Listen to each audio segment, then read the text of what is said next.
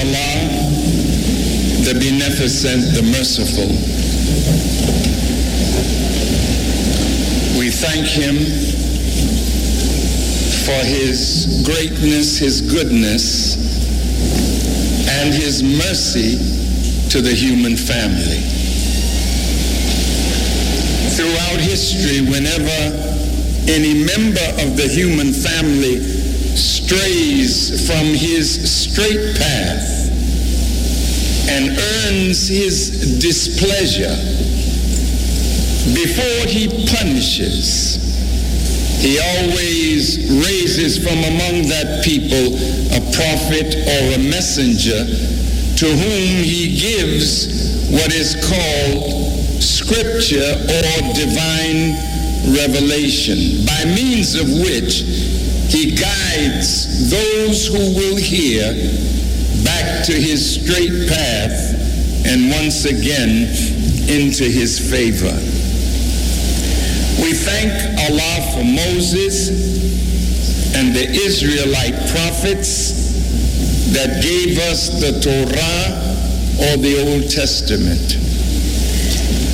We thank Him for Jesus and the apostles who gave us the Injil or the Gospel and the New Testament.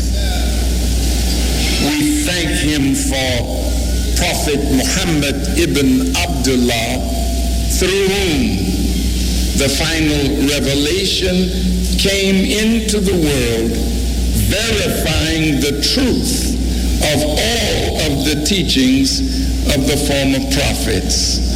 We thank Allah for Prophet Muhammad and all of the worthy prophets that came before him. I am a student of the Honorable Elijah Muhammad, and I could never thank Allah enough for His merciful intervention in our affairs, in the person of Master Farrakhan Muhammad, to whom praise is due forever, the great Mahdi or guide, who came to North America to get the black man and woman of America up from the foot of our former slave masters and their children, to civilize us, to make a new nation out of us, and then spread that guidance that He deposited in us and with us to all of humanity, starting with black people in the West Indies, in Central and South America, in Africa, in the Isles of the Pacific, the indigenous people of the earth, and then all who suffer under white supremacy. I thank Allah, and I greet all of you with the greeting words of peace. We say it in the Arabic language, Assalamu alaikum. Thank you to the government and people of Jamaica for their warm and gracious reception of us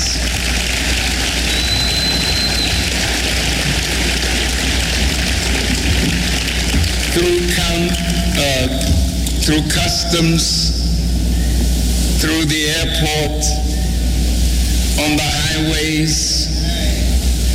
We have felt very much at home.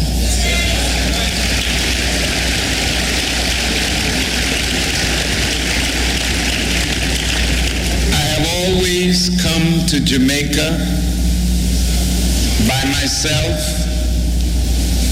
sometimes with my family, my wife, my children, but I never came like I came this time. There's a scripture in the Bible that says, you can tell a tree by the fruit it bears, but you can tell a man by his works. So what we brought to Jamaica is a sample of the work of the Honorable Elijah Muhammad, which is a proof that a new teacher has come among us. And no matter how good the brothers look and how handsome and clean we are, you don't judge civilization by a man. You judge the measure of that civilization by women. And the sisters of the Nation of Islam stopped traffic everywhere they went.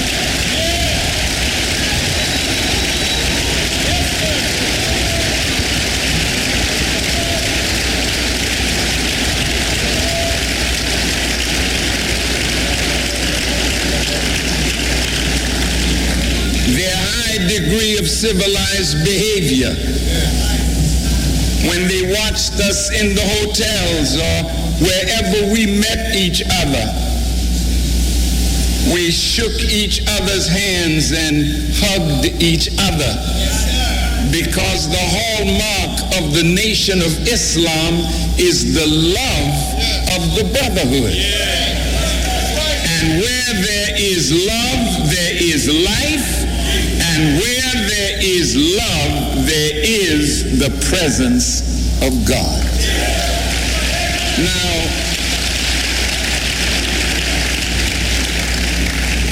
you saw the brothers opening doors for the sisters, helping to carry their bags, making sure that they were safe wherever they went. Because it is part of our teaching and training to lay down our lives for the honor of our women.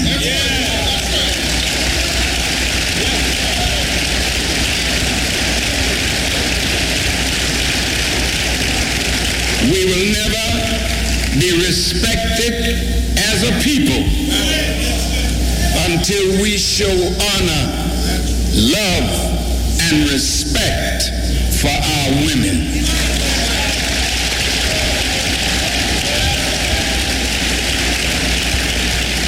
It is against the law in the Nation of Islam for any man to strike his wife.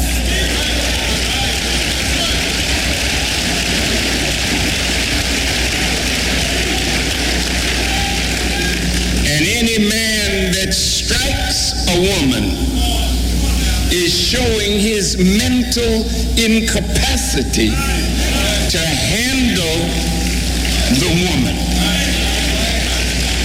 Therefore, in the Nation of Islam, men must grow into the wisdom of God that will allow us to deal with our families without acrimony and bitterness. Now, we are not perfect. I have to make that clear. But any man that strikes the sister, and we know about it, they get excommunicated for a period of time until they learn how to manage their anger so that they never strike the mother of their children, the one who is born to give us solace and comfort and guidance and help. Never, never allow your children to see the male in a household strike the female. So I thought that in coming to Jamaica, you've seen me before, some of you. You've heard me before, some of you. But my work on behalf of the Honorable Elijah Muhammad speaks for itself.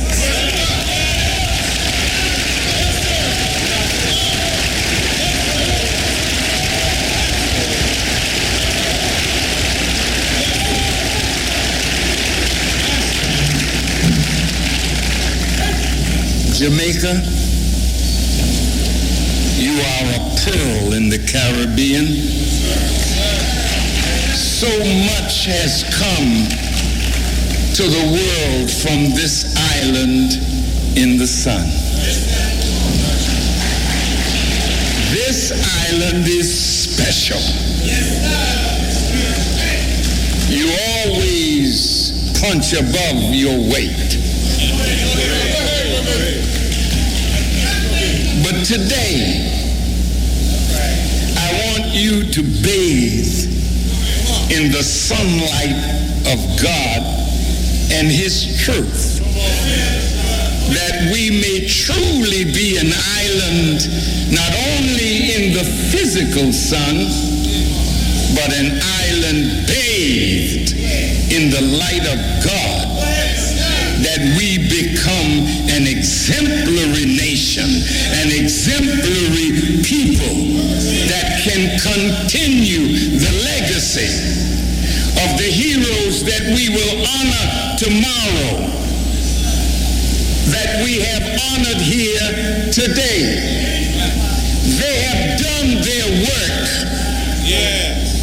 and we are the beneficiaries of what they did.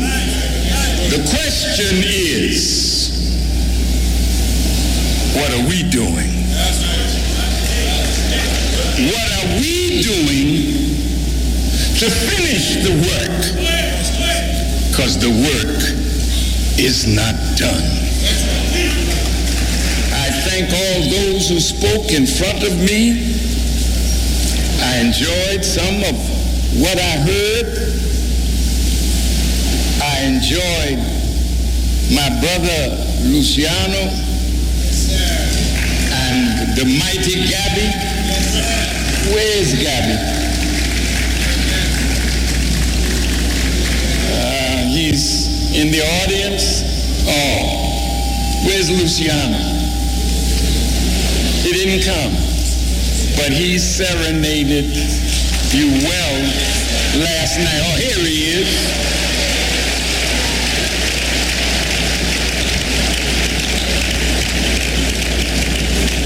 I want you to know that our young ministers, Brother Nuri, stand. Brother Ishmael, stand. They spoke in the prison yesterday. And they spoke so well that the authorities in the prison are allowing the inmates to hear what we have to say throughout the entire prison system.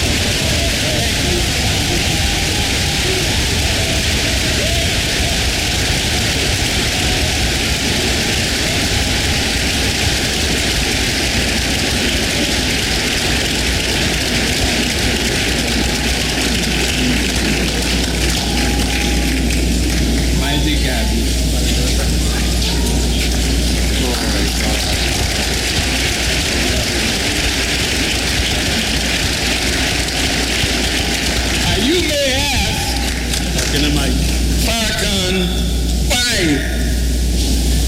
would you hug mighty Gabby from Barbados and the great Luciano from Jamaica? But let me tell you, the cultural community is the community that will save the world and continue the legacy. I may make a speech, but one song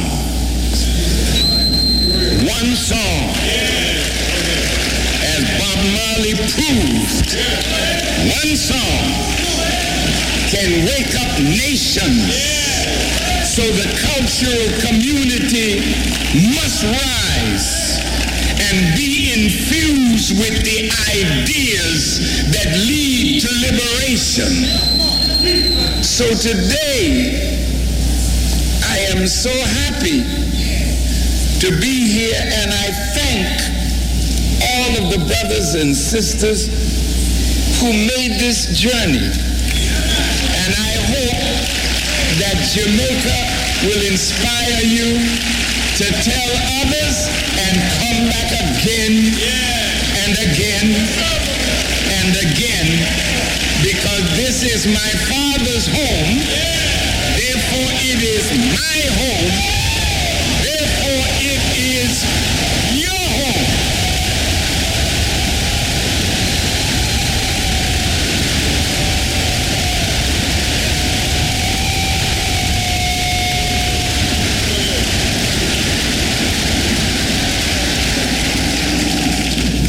In the Bible, for all of my Christian family, I want you to know that I am a Muslim, but I am a Christian too.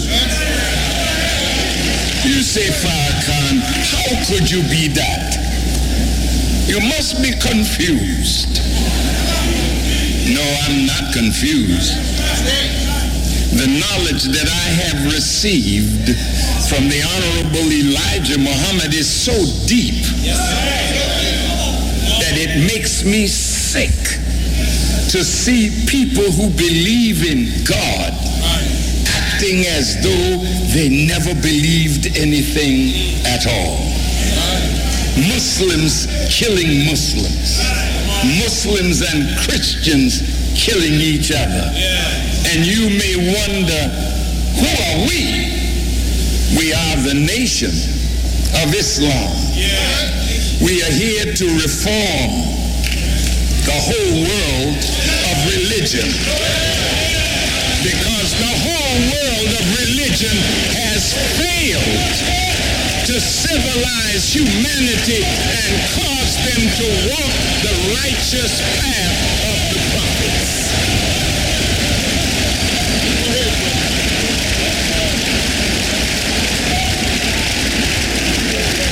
Religion needs to be reformed. Going to church is fine. Going to the mosque or masjid is fine. Going to the synagogue is fine. Going to any place of worship is fine. But the problem is not with those who believe. The problem is in the streets. And if we are not actively engaged where the crime is, where the violence is, where the decadence is, where the need is, then we are not with Jesus. We are not with Moses and the prophets, nor are we with Muhammad. Peace be upon these worthy servants of God. The Quran talks about the uphill road, and it asks the question, what will make you know what the uphill road is? And the first thing it says the uphill road is to free a slave, to feed the hungry and orphan, and to raise the people that are lying in the dust. That's our work in the nation of Islam. I love these heroes. I got chills as I saw the great ones on the screen that have passed before us. I do not intend to go out of this world whimpering. I do not intend to go out of this world bowing down to the forces that have destroyed us as a people.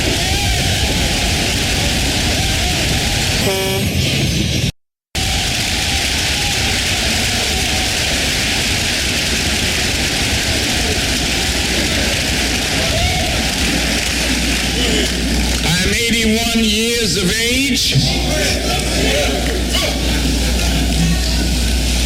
but I have many more years by the grace of God in front of me. But every second, every minute, every day, every week, every month, every year, I'll be walking the path of the heroes that we admire. They never punked out. They fought the enemy until death came to them. And you are not worthy to walk to Heroes Park and pay honor to them unless you are willing to walk that path and live your life and die fighting for the liberation of your people.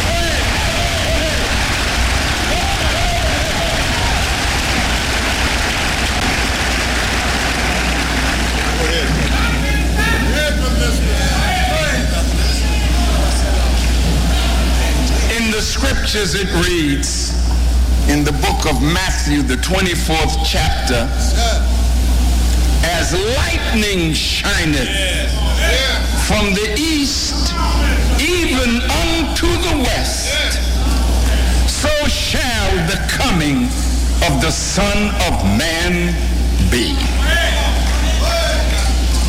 Notice the direction of this Son of Man. He's coming out of the east, but his movement is to the west.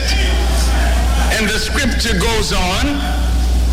It says, for wheresoever the eagles are gathered together, there will the carcass be. You and I, particularly in America, are the carcass, the remains of a once great people. Ezekiel saw us as dry bones in the valley. The bones were talking to each other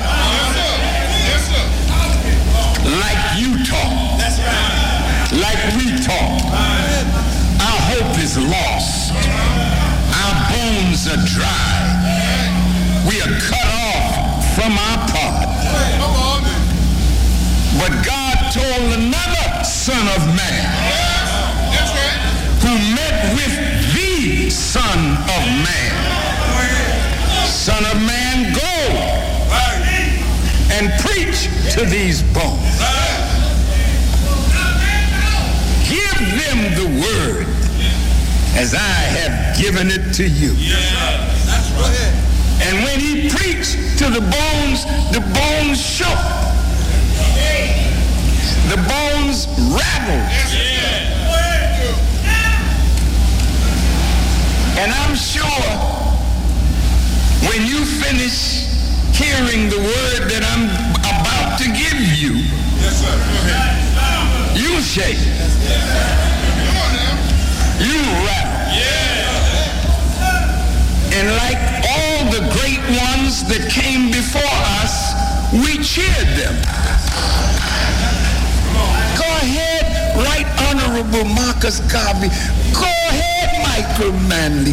Go ahead, Che Guevara. Go ahead, Fidel Castro. But what happened?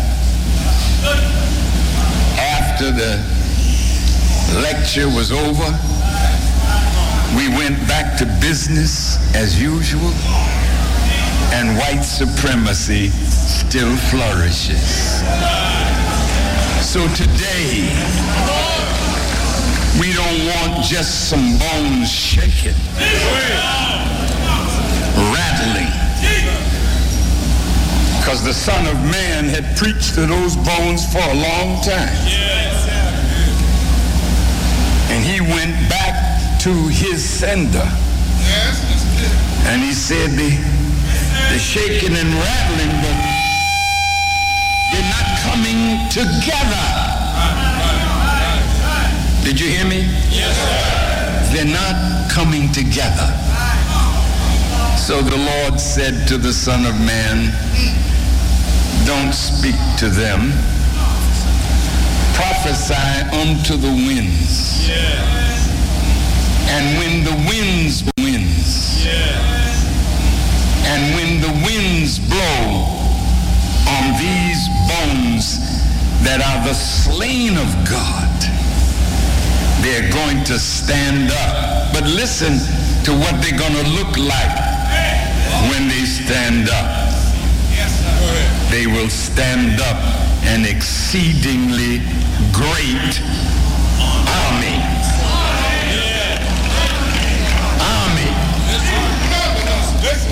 I'm going to say it again. Army. An army of men and women, militant, strong, disciplined, walking with purpose, living with purpose, knowing the enemy that the army must march against, knowing that Jesus the Master, when they saw him coming back,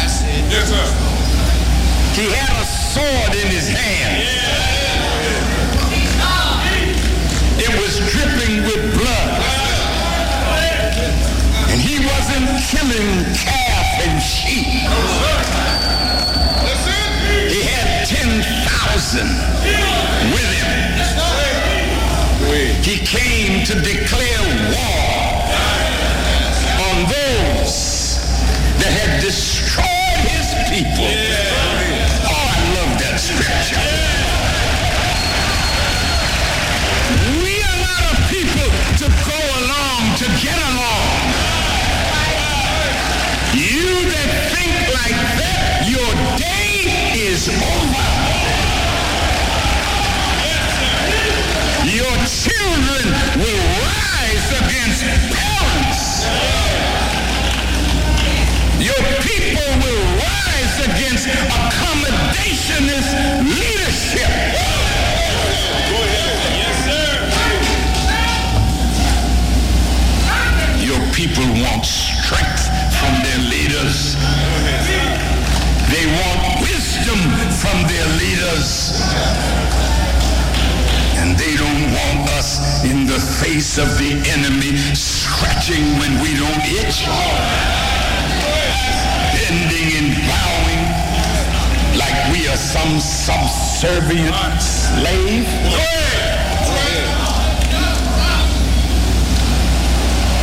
Your children want to see you stand up. And while I'm on that point,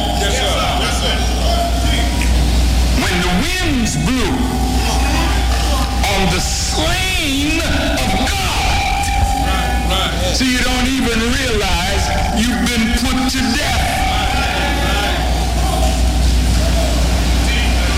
That's why Bob Marley had to sing to you.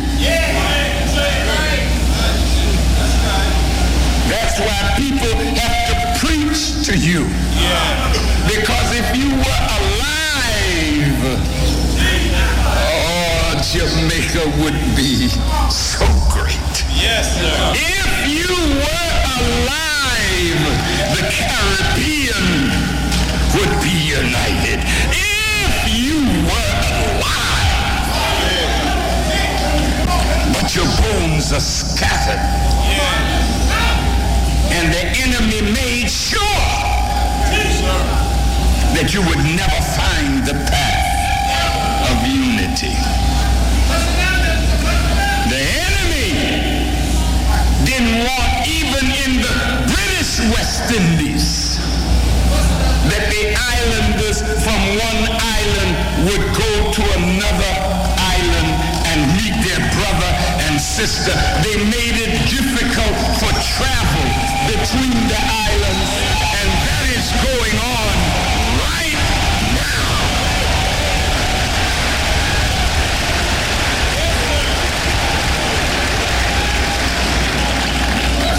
If we were united, why should we have to fly to Miami before we can go to our neighbor in Barbados or in Belize or in Trinidad? And you accept it. No more. No more. You won't get what you don't have the courage to demand. You will not get what you don't have the will to bring into existence what you demand.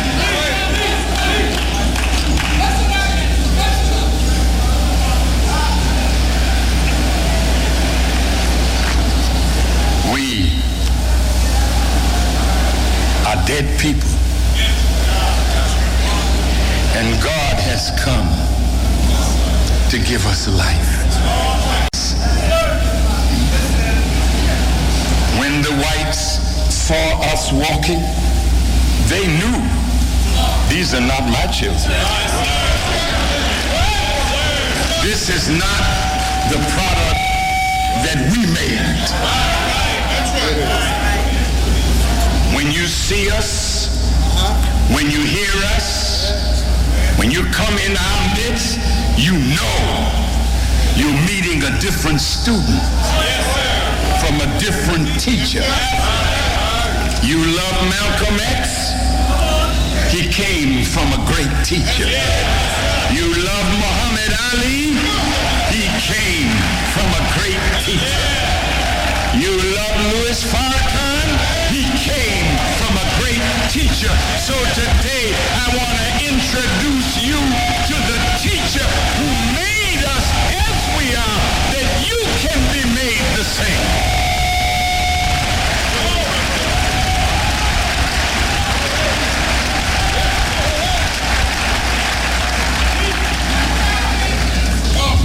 Now,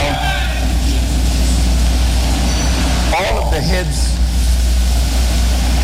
of the CARICOM nations agreed that reparatory justice or reparations is what we must seek.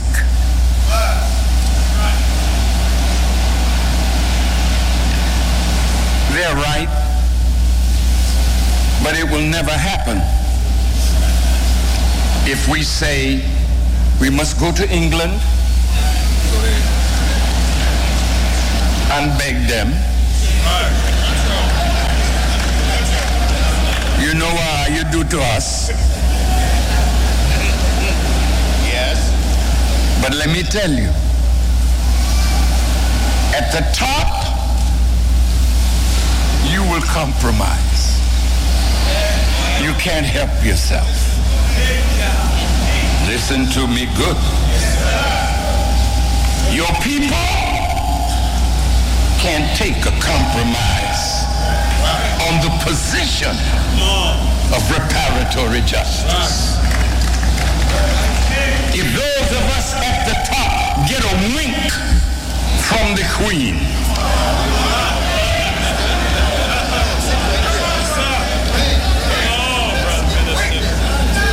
we are ready to throw in the towel.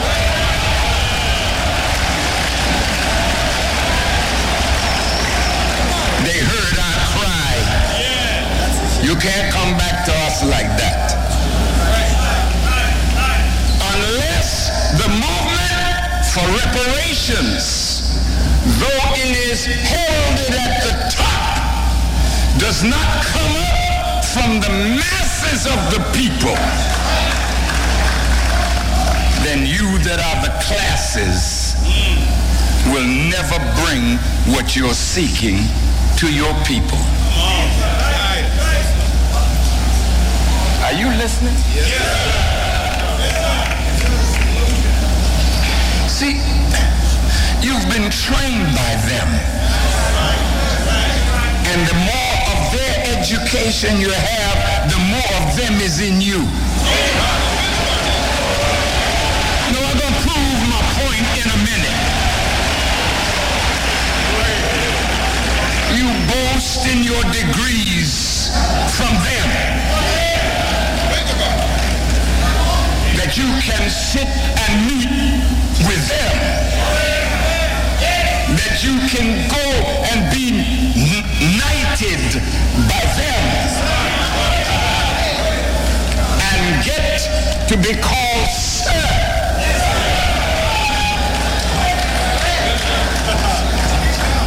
Whenever we talk to each other, we say sir. We don't have to go to London to be made sir.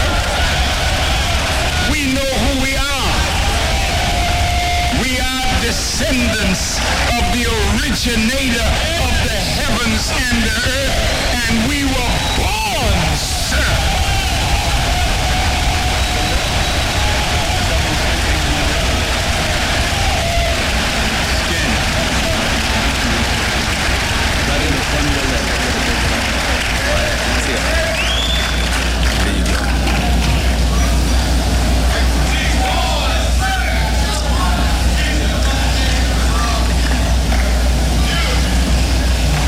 Came here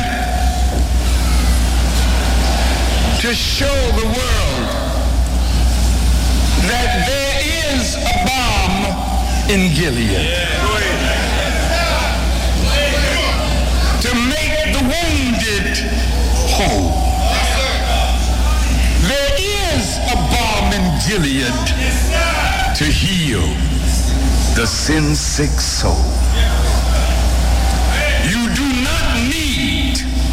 To ask your former slave and colonial masters to repair you. They don't have the wisdom to do it, nor do they have the will to do it.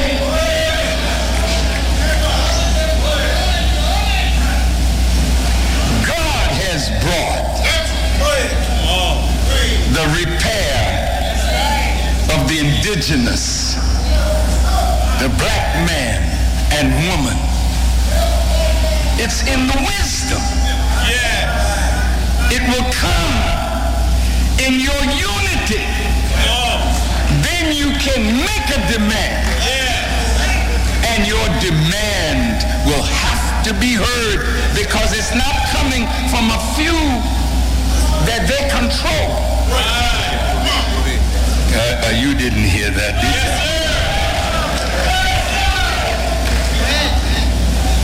They have a system of control that we're going to break up today by the grace of God.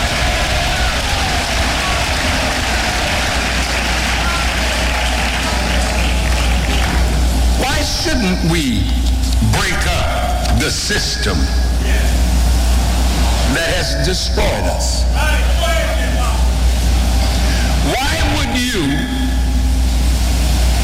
accept Norman Manley, who was fierce in his cry for independence, as Jamaica's first premier? Miranda Bustamante, you became independent, and I'm going to put that in quotes.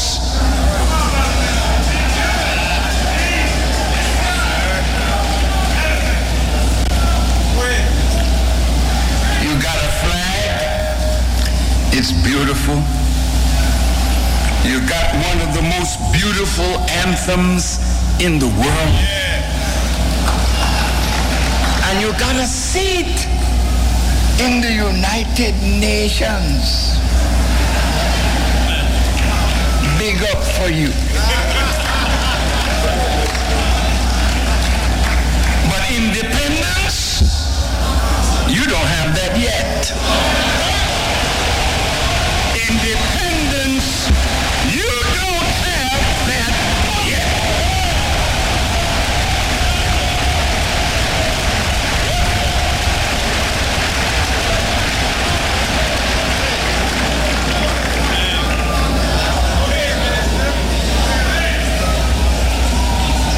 and sisters, how could we be independent and then allowing ourselves to continue to function under the institutions of our former colonial and slave masters?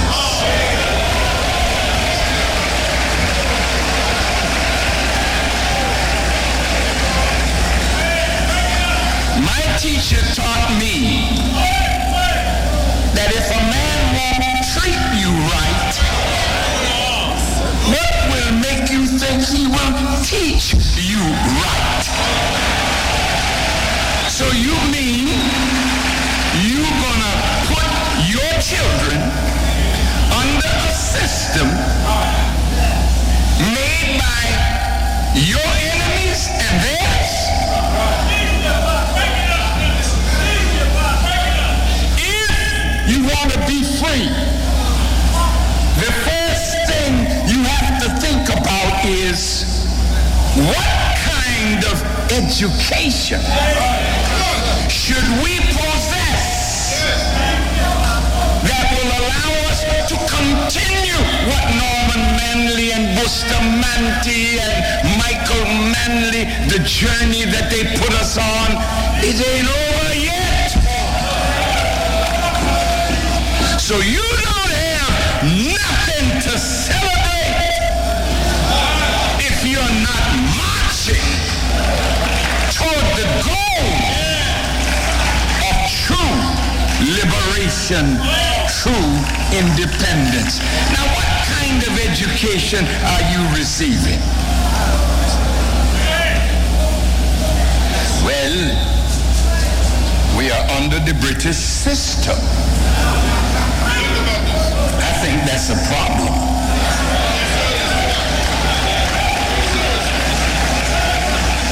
How do I know that? Because you have not proved in the 50 years of your independence that you are not still bound to your former colonial and slave masters. When Sister Portia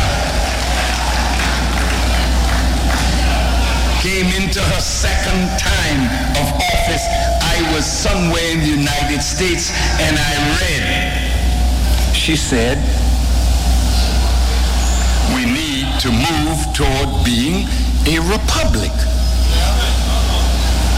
I don't know, did you hear that? Yes, sir.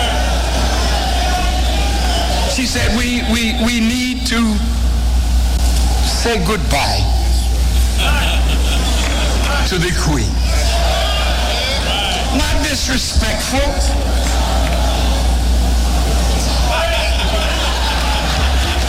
We need to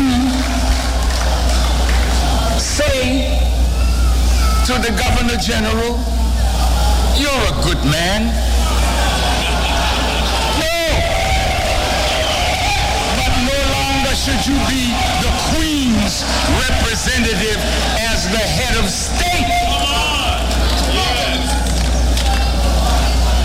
Don't you think we can handle our affairs? That's what independence means. Some of you mothers and fathers, you rear your children, they leave your house if they back the next week. Mama, can I borrow some sugar and tea? She said, well, what you left for? If you can't go out and make it on your own, then you should have stayed in the room that I gave you. So now you're coming back. That's how white people look at you. I give you independence, you don't want to take it. Your educators should be developing an educational system that frees your mind from white supremacy influence.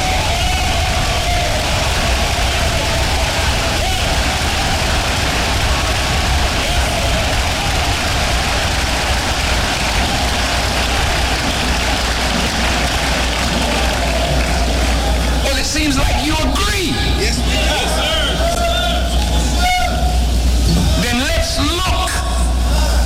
the education that is coming to our children and coming to ourselves. Recently, you started doing good, you know. You put Mr. Garvey and his teaching in the school. That's a good start.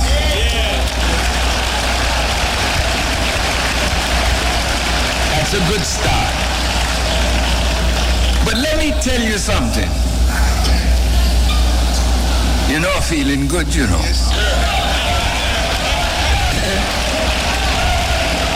I got so much to give, but I know you didn't bring your pajamas, so I can't keep you till the night.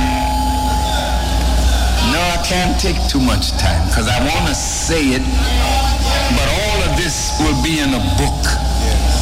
So you can study the principles that we're going to articulate in brief today. We have to develop a new educational system that is in harmony with our nature, that feeds the gift of God in our being,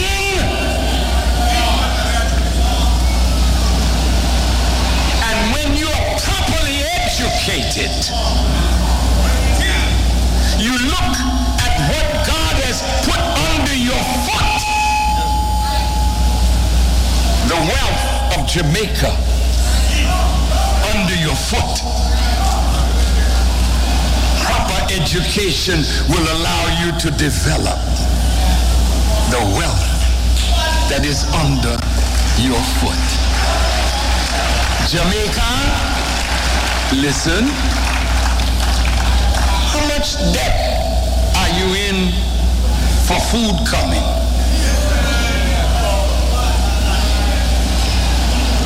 You mean to tell me you're free, but your mouth and your stomach is in the possession of your former colonial and slave master, and you wonder why you're getting sick and dying with all kind of disease?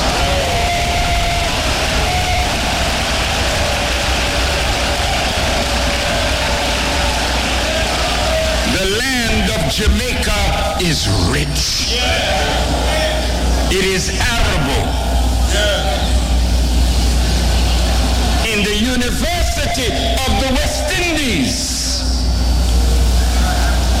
you must teach agriculture. Not the technical side of what you call it, agricultural economics, or learning how to research. No, learn how to take your land, produce a product, then learn how to market that product in your own house, then learn how to sell the surplus to nations around you and abroad, giving you trade and commerce. 60% of the GDP of Jamaica is produced by tourism. Don't be mad at me. You gotta think.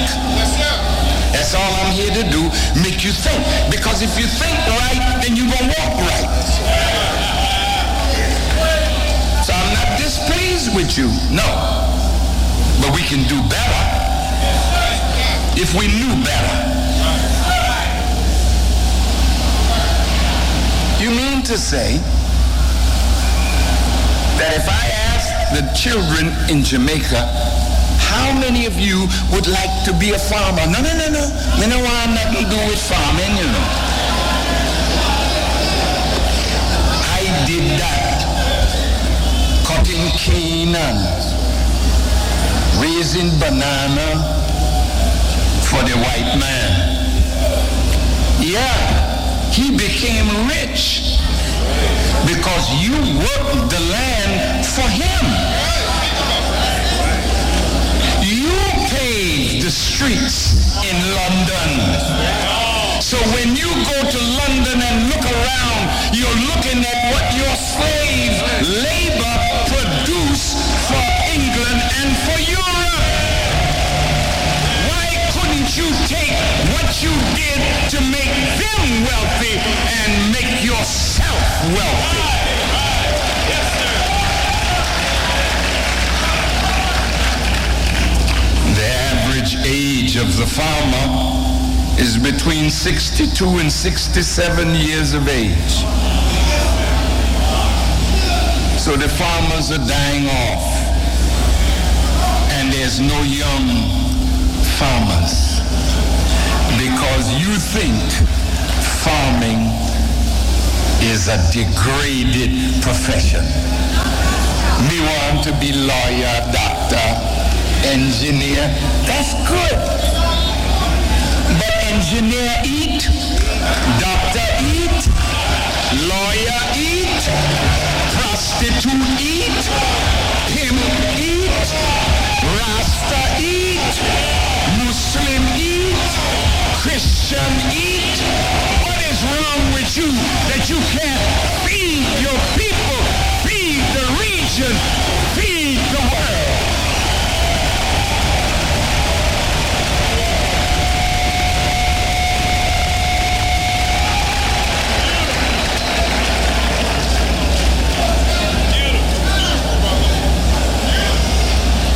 Did you know, Christian family, did you know from the book of Genesis what the first labor was? Thank you, sir. You know, I'm talking to a wise man out there, you know. When the scripture says God created all of this wonder, and then he said, but there was no man to till the ground. That was the purpose for Adam. He put him in a garden that he had to what? You didn't hear me. Farming is hard work. But when you're farming for yourself, I have a little farm in Michigan, and I'm encouraging the believers, pool your resources, buy land. Learn how to produce your food. You may say now, why should we do that? Let me tell you in a few minutes. Why they have the West Indies not farming.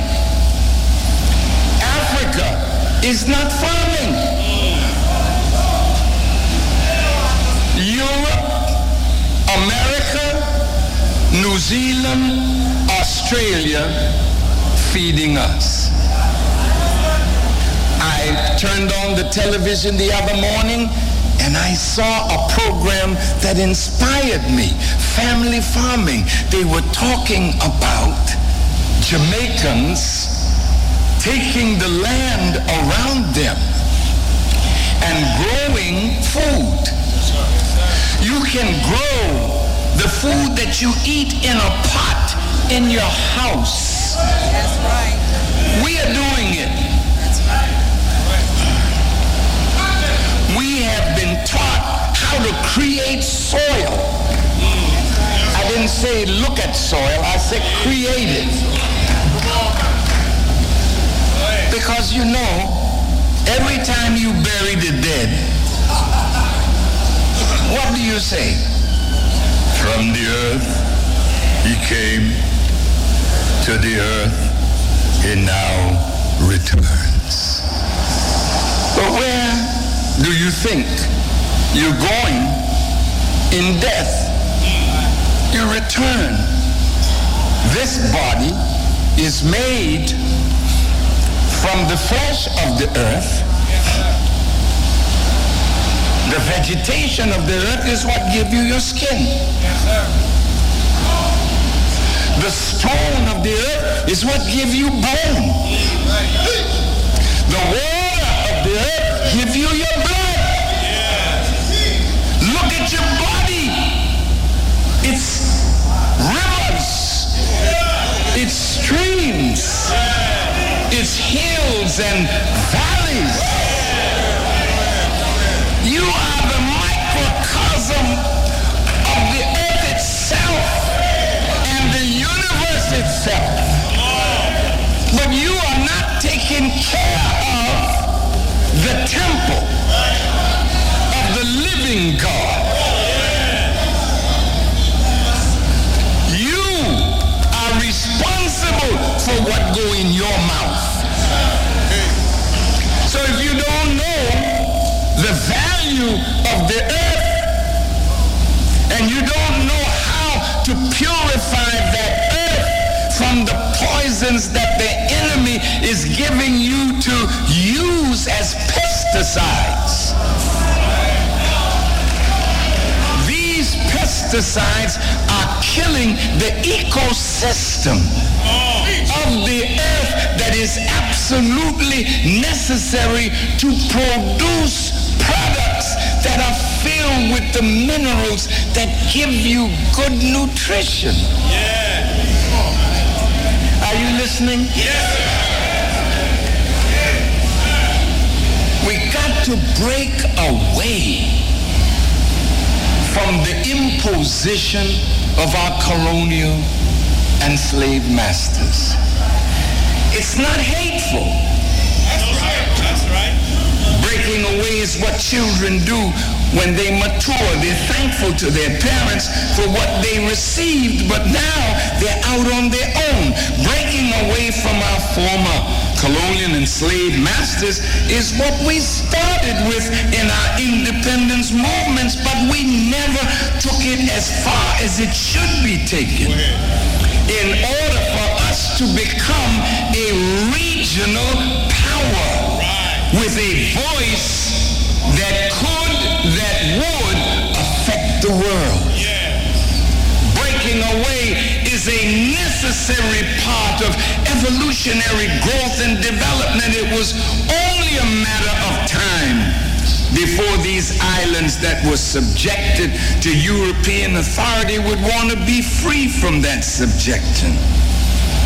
So look, as a result of your not breaking away enough, your evolution toward real independence and true freedom has been thwarted. What do you think it means in the scriptures? In the book of Revelations, God is talking to his people. He says, come out of her, my people. Come out, that you may not be partakers of her sins and her plagues, for her sins have reached unto heaven. This is talking about ancient Babylon, but it's also talking about a mystery Babylon, which is a world system of evil that is controlling and dominating our lives. Come out of her. You can break away. Oh man, I know. Man, saying to the queen, you know,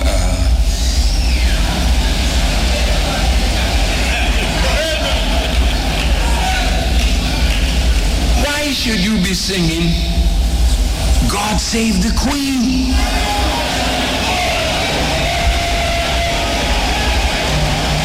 You're the one in need of salvation.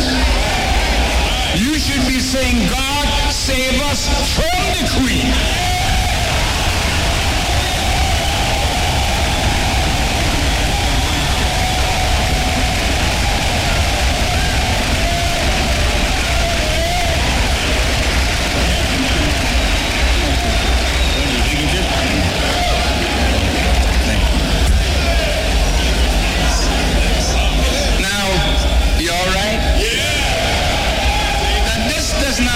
Disrespect the queen?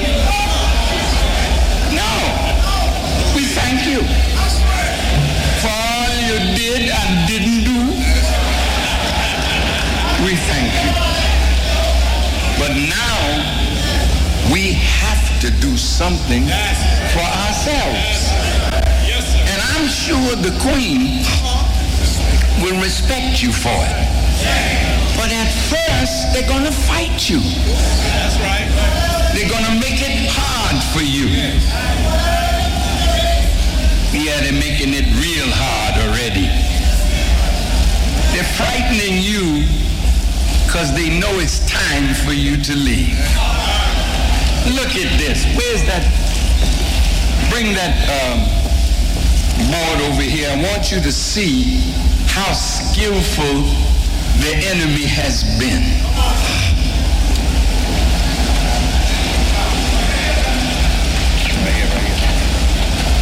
Do you have a pointer?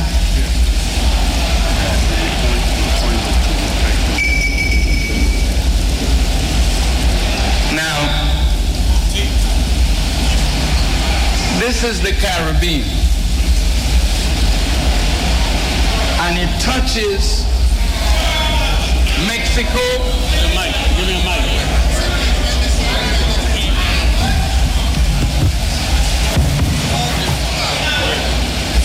The Caribbean touches Mexico, Belize, Guatemala, Honduras, Nicaragua, San Jose, Panama, Colombia, Venezuela, and of course out here is the Atlantic. But this is the Caribbean. Now, here's how smart the enemy is. They fight each other, you know, over the spoils of the Caribbean. So we were colonized by the British. So what language you speak? You speak English, but you're not an Englishman, are you? I don't know. In the system of jurisprudence, I see you put on wig. You know, when you put something on your head, you know, that's telling you what's under the wig. It's his system. You're not getting justice under his system. You have to create a system that will give you justice. Now look at this. Are we the sons and daughters of Africa? We didn't come here on no cruise ship. So if you didn't come on a cruise ship, look at where the majority of blacks from Africa in this Western Hemisphere were brought to Brazil. I'm going to tell you something in a minute. This is Portuguese. Venezuela, Spanish is the language. Colombia, Spanish. Panama, Nicaragua, Honduras, Guatemala, Mexico, Spanish. But that's your family. You don't think much of your family.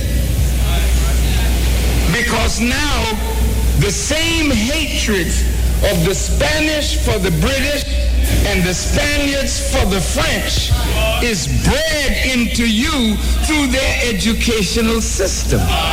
So you don't have proper respect for your brothers and sisters that are right here in Cuba.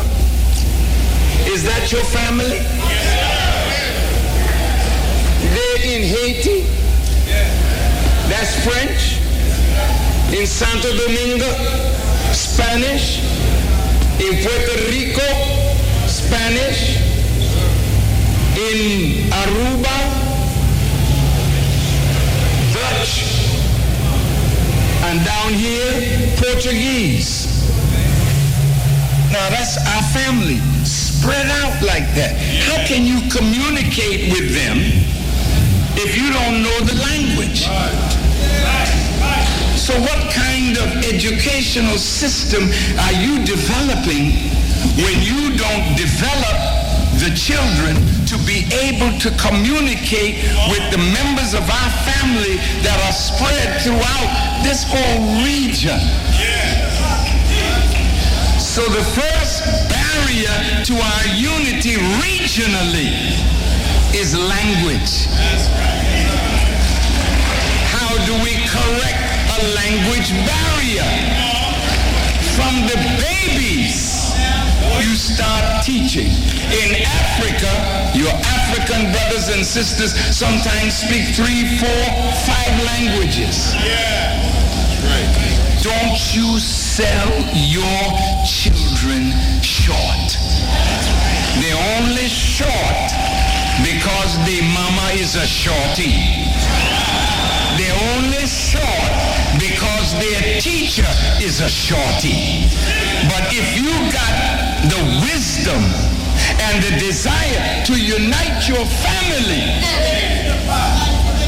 then you should, from the kindergarten, start teaching languages that will allow us to connect with all of our people in the hemisphere. Now watch this. Yeah. Now look at this. Here's a man, the Europeans, when they capture us, our women are their prize. That's why your backside is called booty. I'm not being vulgar. Shake your booty. Because you know that when the male member of a stranger captures and destroys the power of the male that is supposed to be your protector, then you become the prey in the hands of the conqueror.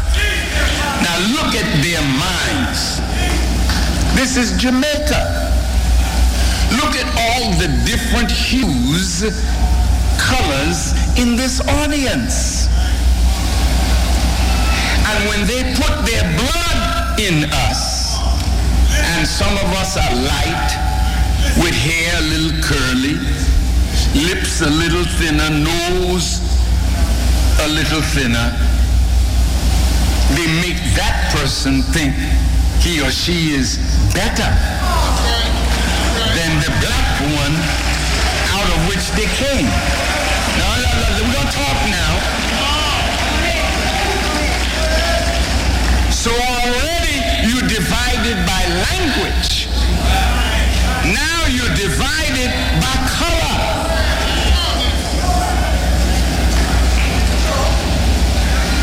So light-skinned people in a white man's world get better breaks. Look on the TV. You hardly see black. Yeah, well, we looking at you. Yeah, but you ain't got nobody blacker than me. I don't have it here, but you ain't blacker than me here or here.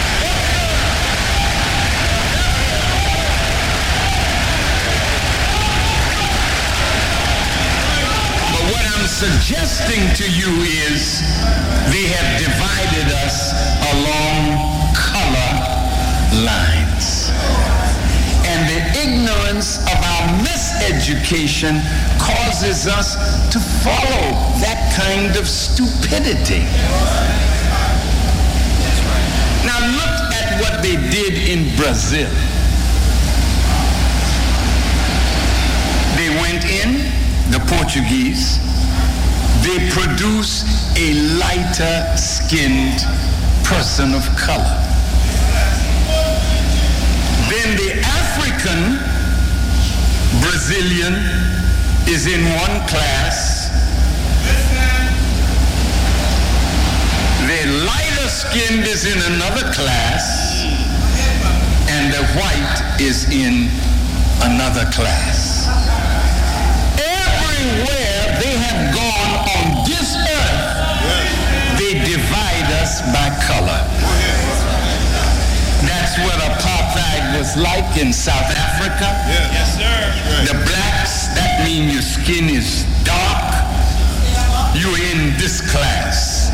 The mulatto or the coloreds, they are like my color. Then you have the Indians, and then you have Chinese and Arabs, and the white is at the top. Yes, sir.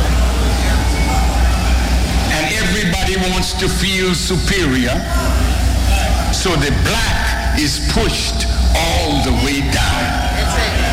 Tell the truth. Go ahead, brother. And right in Jamaica now, you are so ashamed of the blackness of your skin that you are buying bleaching cream to make yourself whiter.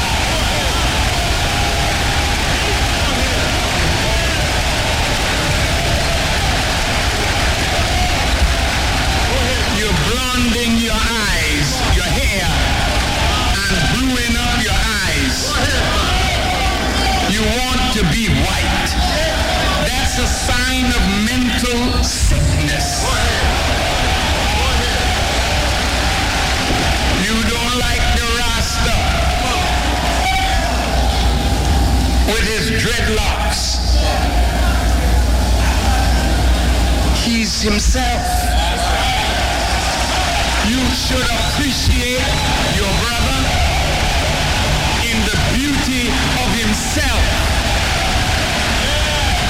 You think that white woman is the standard of beauty.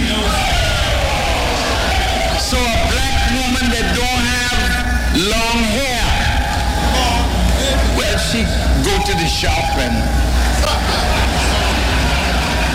buy a little here and a little there. And I watch you, you're so beautiful. You can't help yourself when you get your hair from the shop, you know.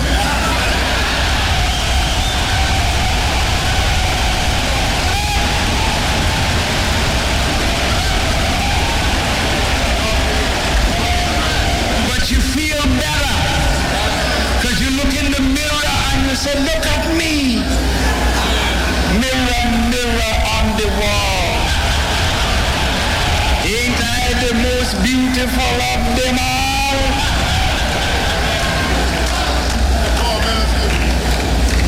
Poor brother and sister.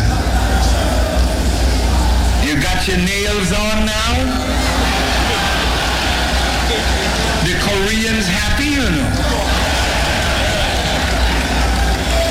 They say, let's keep giving them more hair. Fix their nails. And you are attractive like that. But you marry a man and he take you home.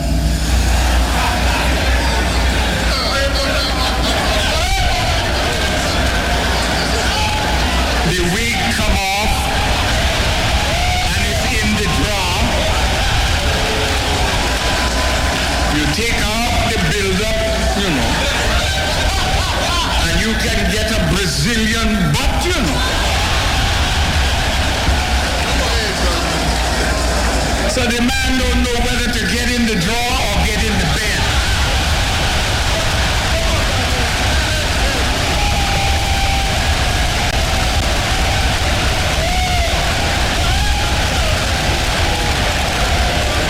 Now look, in our student enrollment, we were given 10 questions and answers that are called the actual facts. And the first question destroys this color madness. The question is asked, who is the original man? Now, when origin. That's the first out of which came the rest. Look. The Bible in Genesis and in Acts says, God has made of one blood all nations of men to dwell on all the face of the earth. But you didn't know what that one blood was. See? Who is the original man and woman from which all other races came into existence?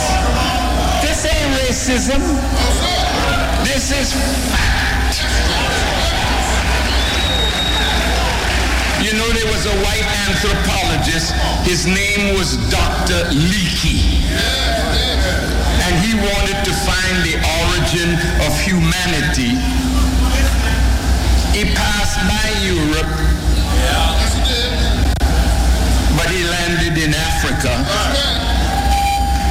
And he found the bones of a black man that he called Zinj Anthropus. Zinj meaning black, Anthropus meaning man. He was 750,000 years old and he had a daddy. So they kept going back and then they found bones that would be in the millions and millions of years. And right to this day, they have not found the origin of the black man. There's no stone that can show you he came from here. No part of the earth that he came from here. When you find God, that is the place of origin of the original man. From one blood. So black is not a color. Black is the essence from which color comes. You want to try it out? Get two white people, put them in a room, and tell them make a baby. See what color the baby. Maybe one will come out a little darker than the other, but they're all white. They ain't coming out looking like you. That's the point. They cannot produce yellow. No, sir. They cannot produce brown. No, sir. And they sure cannot produce red or black. Now that's not hate. No, sir. Now why must I say that? Because black people, all our lives, our colonial and slave masters have taught us that they found us in Africa swinging from trees, and we ought to be happy that they brought us to America or to the Caribbean and civilized us. And some of you are dumb enough to believe that. Africa gave civilization to the entire world, and the white man is the recipient of African knowledge.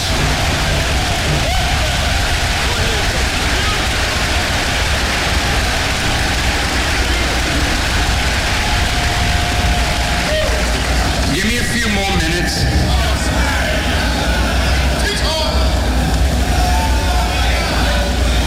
Once we can destroy the color scene.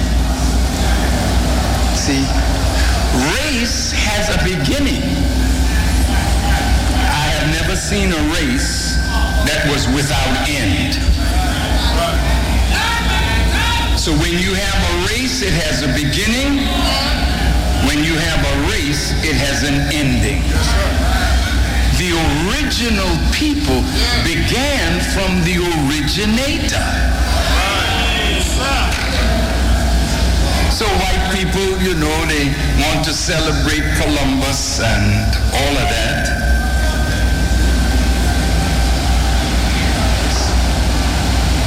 But we have to get away from the mentality that they were first.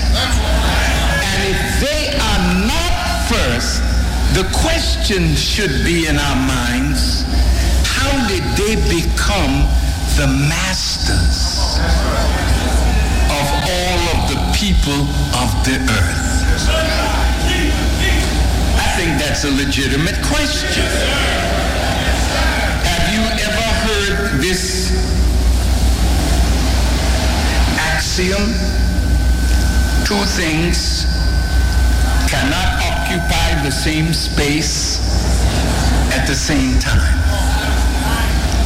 If a new people are coming on our planet to rule, we would have to go to sleep in order for them to rule, because they cannot rule an awakened black man or woman. And that is, listen to me good, and that is why they keep you ignorant, so that nobody can come to wake you up, because when you wake up, the end of their rule has come. So anybody that can wake you up is a dangerous person to white supremacy. Now,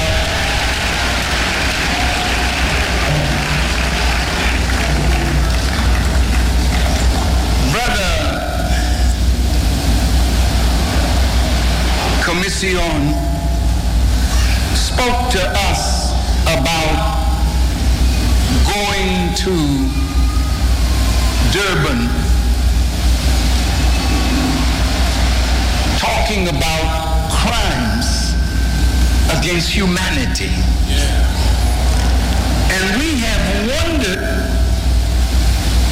why would America walk out when it's so evident that the slave trade was a crime against humanity?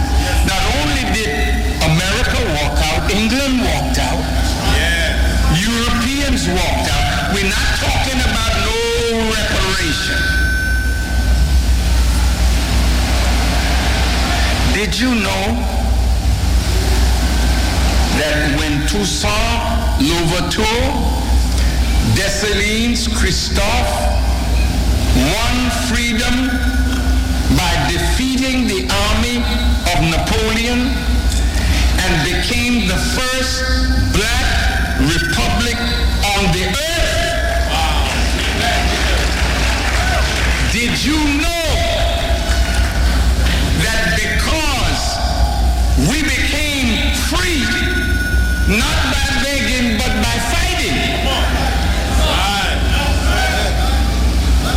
now we had to become a nation to deal with other nations with trade and commerce, etc. But France, backed by America, France accused Haiti and made Haiti to pay reparations.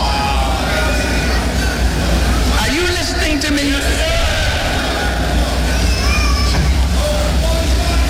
What are you paying France for? France said, you took my property. Listen good now. Blacks were considered the property of the slave master. That is where their law of jurisprudence gets its root. It's about ownership of property and putting laws in place to protect the ownership of your property. So since Toussaint took away from them their prized property, and the property was no longer cutting cane and raising cotton and whatnot for France, France made Haiti pay, backed by America, reparations. You all know that, right? What was the fee? It was about $150 million in gold, which is about $21 billion in today's money. They ruined the Haitian economy, and they would not let Haiti as a nation rise. Now, some of you in the Caribbean, you don't want Haitians in your country. Where did that come from? Did you hear the sister who teaches and trains the women? She's from Haiti.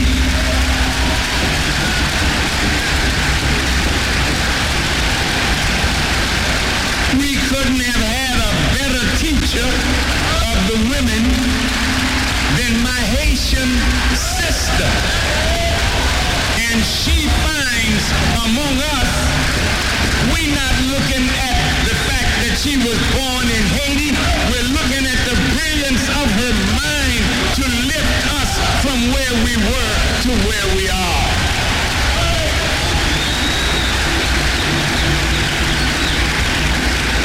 We all owe a debt of gratitude to Haiti. Now, listen. Bring that map back. Don't take it away. I ain't through pointing yet. Just bear with me. This is a class.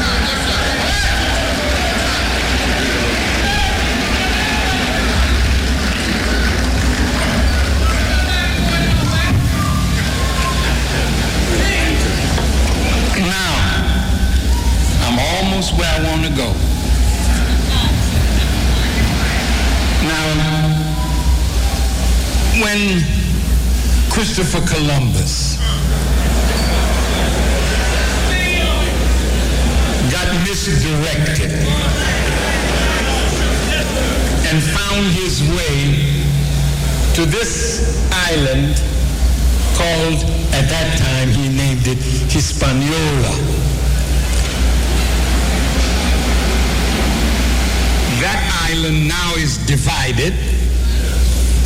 On one side it's French, and the other side it's Spanish. And they're not getting along well. You hear me? The Haitian side is the black side.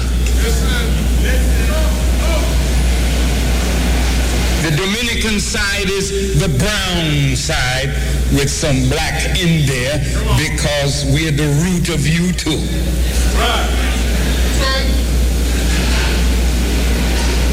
Now, if these two could solve their problems, between the two, they are the most populous island in the whole of the Caribbean. The two of them united. The wealth of both would become the wealth of all. The resources under their feet would belong to all. And the development of all of that would be beneficial to all. But the enemy keeps us divided, and he wins and we lose. Honduras and Belize. Is there a problem there? Is it a problem? Guatemala. And who? Belize. Hasn't been solved yet, has it? And all of you are Christians.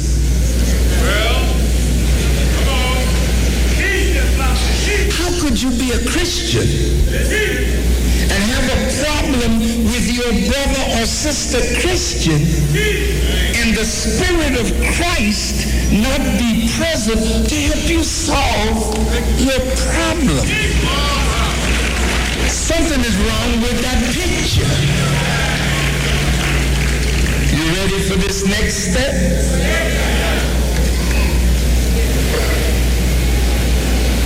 When you talk about reparations, you can't leave the Pope out.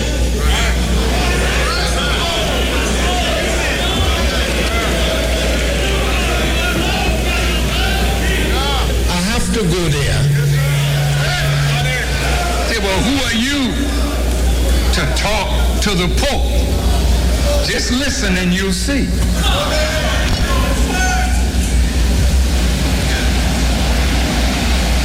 There was something in the Catholic Church called the Papal Bulls, B-U-L-L-S, authorizing slavery.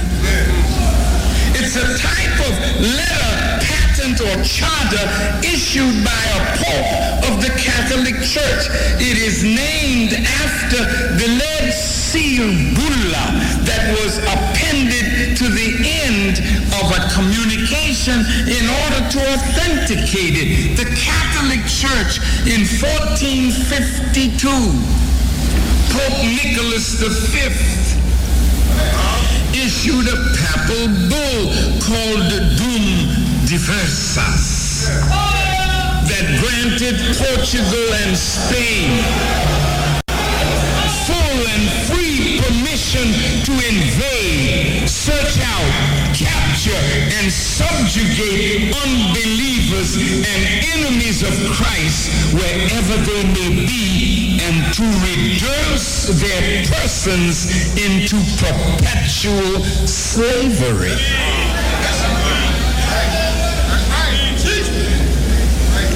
This was taken at the time, and it still is today, as a fulsome endorsement of the enslavement of the Americas. One more. The Roman Pontiff is a papal bull written in 1455 by Nicholas V to King Alfonso of Portugal. As a follow-up to the Dum Diversas, it confirmed to the crown of Portugal dominion over all lands south of Cape Bojador in Africa, along with encouraging the seizure of the lands of Saracen Turks and non-Christians. It repeated the earlier bull's permission for the enslavement of such people. So when we are asking for reparations, we can't leave the church out.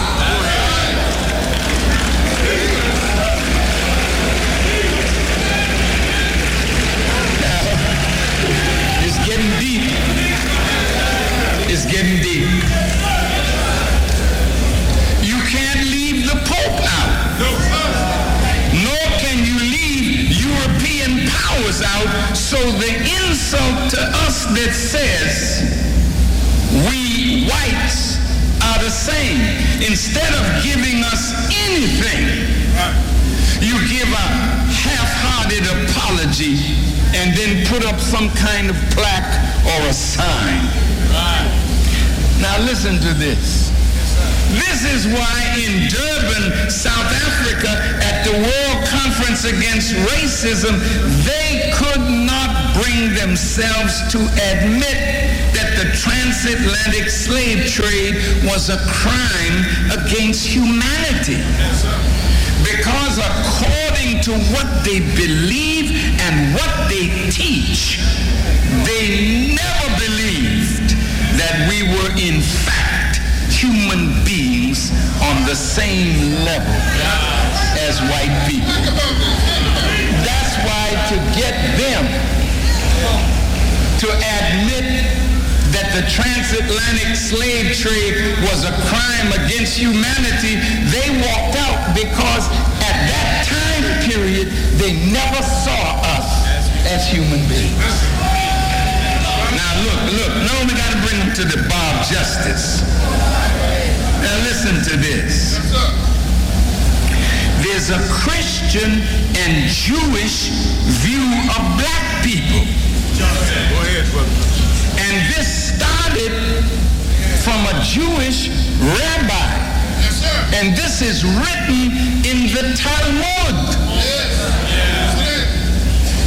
That we are the children of Ham. Cursed black by God to be slaves of white people. Jewish rabbis actually altered the prophecies of the Bible, reinterpreting the story of Noah to make it appear that God cursed all black people.